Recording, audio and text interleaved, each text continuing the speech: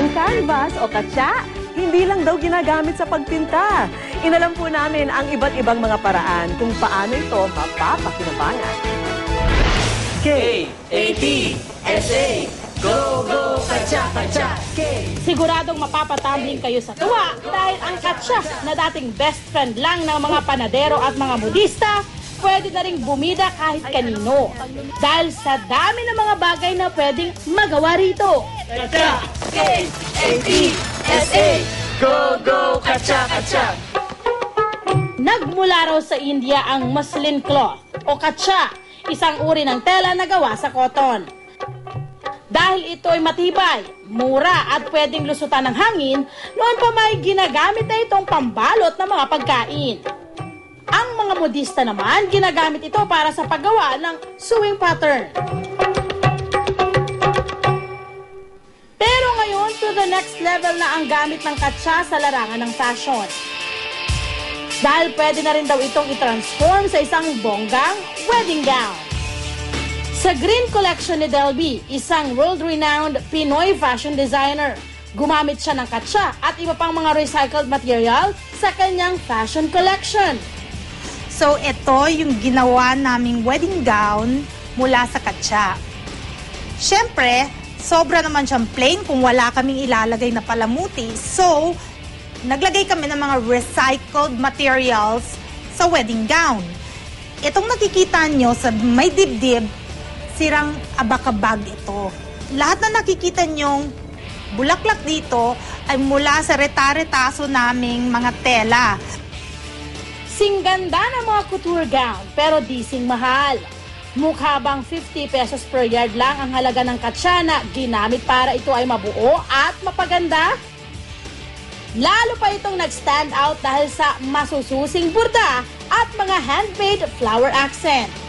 Ang katsa, masasabi natin eco-friendly or organic because it does not have to pass through different processes unlike normal fabrics.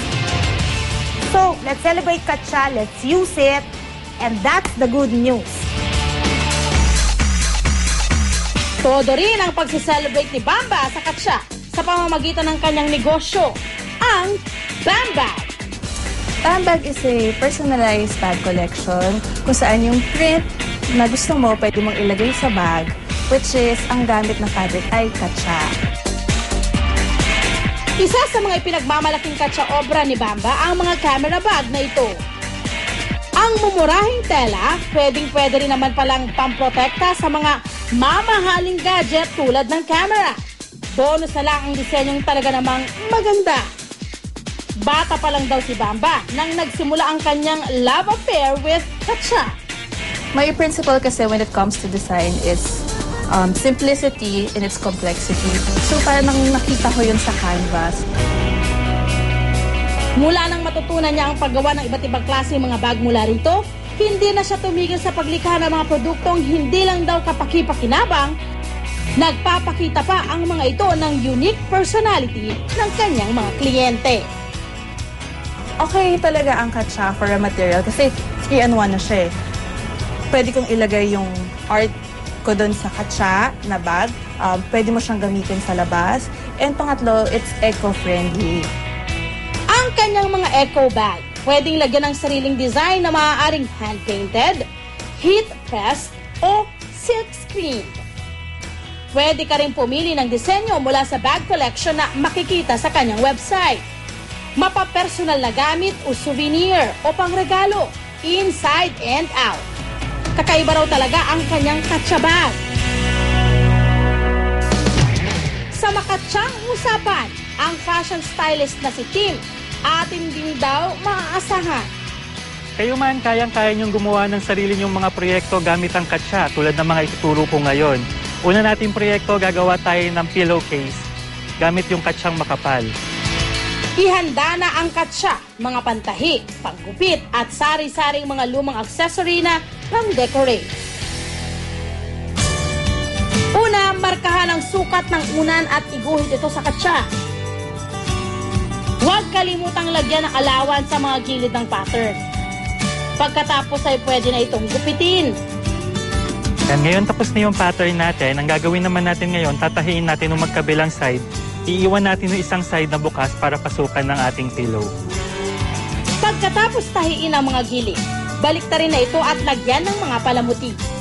So ngayon tapos na yung case natin, i-accessorize ko naman to ngayon. Una kong gagawin, pipinturahan ko siya ng kape. Pwede raw gumamit ng kape bilang pangkulay sa katsa.